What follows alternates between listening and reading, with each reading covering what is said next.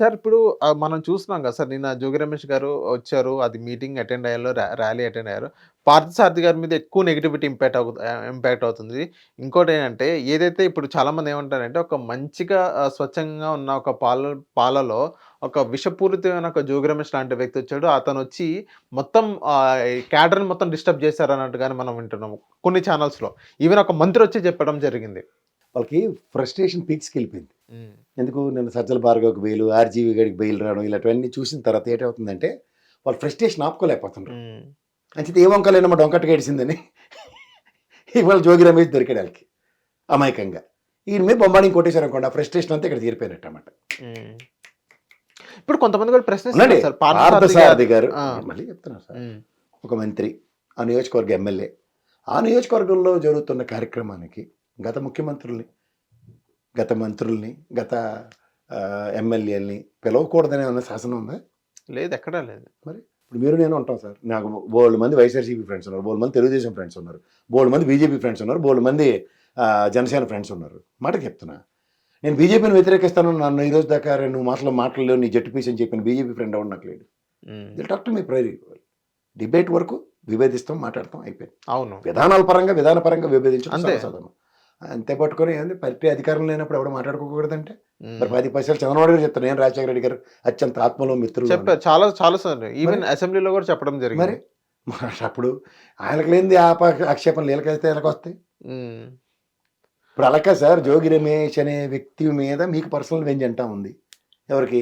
ఓ చంద్రబాబు గారికి, లోకేష్ గారికి. ఎందుకంటే తండ్రి కొడుకులు వాళ్ళ ఇంటి మీదకి వస్తే ఎవరికైనా బాధ వస్తుంది. అవును, మీరు పర్సనల్గా మీరు ముఖ్యమంత్రి, ఆయన ఓ మంత్రి, కేసులు పెట్టండి, ఏం చేయాలో చేయండి. దానికి అంతే. ఎవరిని పడితే వాళ్ళని ఆపాదించి మాడతామంటే అవును. ఇప్పుడు ఆ సంబంధించిన కులపోళ్ళు ఎక్కడో తెరచు బీరకపీ సొట్టరికాయలు ఉంటాయి, వాళ్ళు కలకూడదని శాసనాలు మీరెవరండి?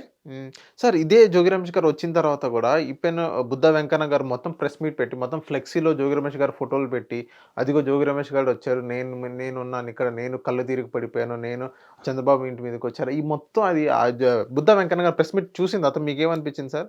సార్ ఆయన ప్రెస్ మీట్లు కూడా చూసేంత ఓపిక నాకు ఉండదు సార్. ఎందుకంటే చదువుకున్న వాళ్ళు ఏదో దాని గురించి తెలిసిన వాళ్ళు ఏదని చెప్తే మనం వినాలి. అవునవును. ఆయనకి ఏంటి తెలిస్తారు, ఏదో లోకేష్ గారి ధర్మం అని చేపట్టుకుని ముందుకు వచ్చిన రాజకీయ నాయకుడైనా.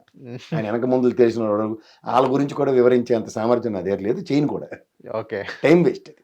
ఎందుకంటే అధినాయకుడి ఇంటి మీద వచ్చినప్పుడు కళ్ళు తిరిగి పడిపోయి అట్లీస్ట్ చుట్టుపక్కల ఉన్న వాళ్ళ పార్టీని నీతో ఎలాగో కాదు అండర్లైన్ చేసి చెప్పి, నీతో కాదు కానప్పుడు నువ్వు వాళ్ళనైనా పిలిచి కాస్త గర్మాయించుకుంటే, వెనకాల మా బ్రహ్మ సోదరు వచ్చింది, వెనకాల ఇటుకి పెట్టుకుని దొరికినట్టు కొట్టాడు, పరారు అందరూ.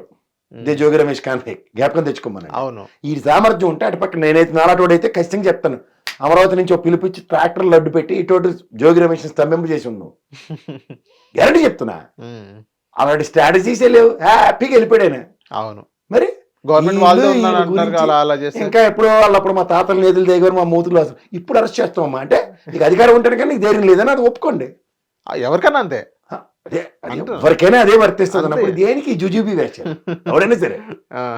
అధికారం ఉంటే మా నాన్నమ్మ కూడా ఇంట్లో 6 నెలలు సాగు చేసి మూలన్న ముస్లింలను పొడిచినట్టు 6 నెలల తర్వాత మా నాన్నమ్మ కూడా నిద్ర లేచి వచ్చి చెప్పేస్తుంది, నేను అరెస్ట్ చేయగలను ఏమన్నా అని.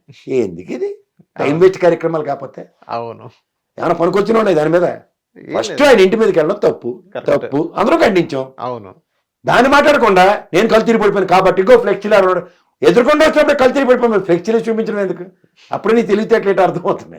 అది పార్థసారథి గారిని పాయింట్అవుట్ చేస్తున్నారు. ఇది ఒక సీఎం ఇప్పుడు పాయింట్అవుట్ చేసింది పార్థసారథి గారు ఒక్కడే కాదు సార్, అంటే గౌరవ సామాజిక వర్గాన్ని. ఎందుకంటే అది ఓ మానవుడికి ఇచ్చిన నివాళులు, వాళ్ళ సామాజిక వర్గంలో ఉన్న అత్యంత విలువలు ఉన్న ఓ మహామనిషికి నివాళులు నేర్పిస్తారంటే పార్థసారథి గారిని, శరీషమ్మని వీళ్ళందరినీ మాడుతుంటే తప్పు కదండి. తప్పు సార్, ముమ్మాటికి తప్పు. అది వీళ్ళేం పాపం చేశారండి అసలు? నాకు అర్థం కదా. ఆ మానేని స్మరించకూడదు, నువ్వు వైఎస్ఆర్సీపీ వాడు కాబట్టి ఆ మానేని స్మరించుకోకూడదు, నువ్వు గౌరవ సామాజిక వర్గం అయినా సరే అన్నది ఏమైనా శాసనమా? లేదు. నేను ఉత్తరాంధ్రలో చదువుకొచ్చాను సార్, ఆ మహనీయుడికి నేను ఇలా 2 చేతులకు దండం పెడతా, అంత గొప్ప వ్యక్తి మాకైనా. సార్, ఈవెన్ అక్కడ ఇప్పుడు ఈవెన్ కూటమి నాకు ఇంత ఎడ్యుకేటెడ్ పీపుల్స్ ఉన్నారని మనం ఏదైతే ఎమ్మెల్యే టికెట్స్ బీఫామ్స్ ఇచ్చేటప్పుడు వాళ్ళు మొత్తం లిస్ట్ ఇచ్చారు. సో ఈ వ్యక్తికి బీకామ్ చదువుకున్నాడు, ఈ వ్యక్తి ఎంకామ్ చదువుకున్నాడు, కింద వాళ్ళ ఎడ్యుకేషన్ క్వాలిఫికేషన్ రాశారు.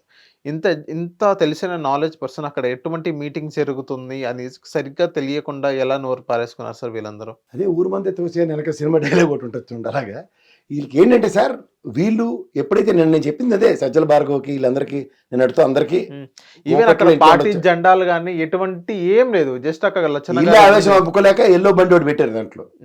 మీరు స్టేజ్ మీద కూడా గమనిస్తే గ్రీన్ బెలూన్స్ ఉన్నాయి, వైట్ బెలూన్స్ ఉన్నాయి. ఆ 2 బెలూన్స్ ఉన్నాయి కాబట్టి వైఎస్ఆర్సీపీవి, ఎల్లో వ్యాన్ మీద వచ్చారు కాబట్టి తెలుగుదేశం. ఎవరంటే మీరంతా, మీరు వెళ్ళింది అది గౌడ సామాజిక వర్గం సంబంధించిన ఒక కార్యక్రమం. గౌడ సామాజిక వర్గంలో ఒక అత్యంత ప్రముఖుడు, దేశం గర్వించేది ఒక గౌతలచ్చన్ అనే ఒక ముద్దుబిడ్డకి నివాళులు వాళ్ళ మనవరాలు ఇవ్వడం ఆక్షేపిస్తుంటే నేను ఖచ్చితంగా తీవ్రంగా ఖండిస్తున్నా. తప్పదని. సర్వ హక్కులు ఉన్నాయి సార్, పార్టీలకు అతీతంగా ఆ మహనీయుడికి గౌరవం ఇవ్వాలి. ఇవాళ వైఎస్ఆర్సీపీకి సంబంధించిన జోగి రమేషే అవ్వచ్చు, కానీ పార్టీలకు అతీతంగా ఆయనకి ఆయన నివాళులు అర్పించడం సర్వ హక్కులు ఉన్నాయి జోగి రమేష్కి. 100% ఉన్నాయి. అంచేత కథలు చెప్పడం మానేసి, పెట్టకథలు అల్లడం మానేసి పంచోండి పైకి వస్తారని చెప్పమన్నాను. హిట్ టీవీ యాప్ ని డౌన్లోడ్ చేసుకోండి. ఇందులో short news, live news, entertainment movies అన్ని అవైలబుల్ గా ఉన్నాయి. Please download Hit TV app. Hit TV app. Hit TV యాప్ని ఫ్రీగా డౌన్లోడ్ చేసుకోండి.